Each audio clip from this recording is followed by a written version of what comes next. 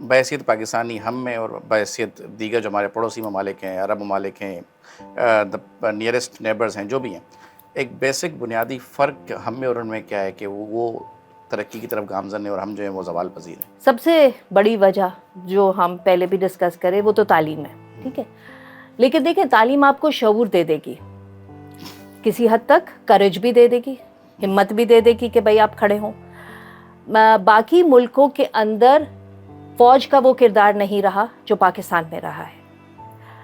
جو میں نے آپ کو ڈریکونین لاز کی بات کی تھی، تو وہ کرتے کرتے اب آپ یہ دیکھیے نا، جہاں پر آپ کی ایڈمنسٹریشن کے پاس یہ طاقت ہو کہ وہ کسی بھی بس کہ نیشنل سیکیورٹی کے نام پہ چاہے ہو نہ ہو، آپ عورت مارچ بھی بین کر دیں، ماحولیات کا کلائمیٹ مارچ بھی بین کر دیں، کچھ بھی کر دیں، آپ کہہ دیں کہ جی وہ نہیں ہوگا نا، وہ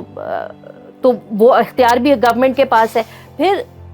ہمارے ہاں جو بھی گورنمنٹس رہی ہیں انہوں نے اپنا، کہ میں نے کہا کیونکہ سیاسی کمزوری ہے تو انہوں نے اپنی طاقت بنانے کے لیے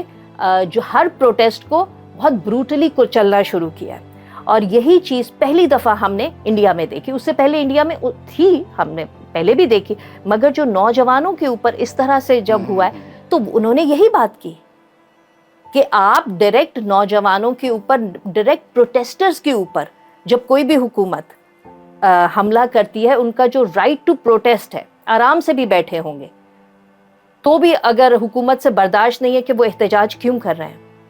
تو یہ ایک بہت بڑا، اس کی وجہ سے کیا ہوتا ہے، لوگ دبتے جاتے ہیں، سماج جو ہے وہ گھٹتا جاتا ہے۔ تو اب اس میں 2-3 سینیریوز پلے آؤٹ کرتے ہیں، لیکن پاکستان اس حوالے سے باقیوں